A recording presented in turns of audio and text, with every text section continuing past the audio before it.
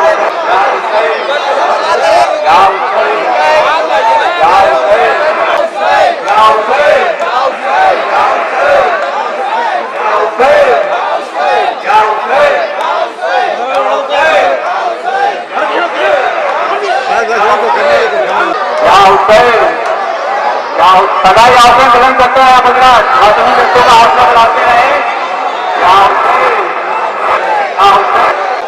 या हुसैन या हुसैन या हुसैन या हुसैन या हुसैन या हुसैन या हुसैन या हुसैन या हुसैन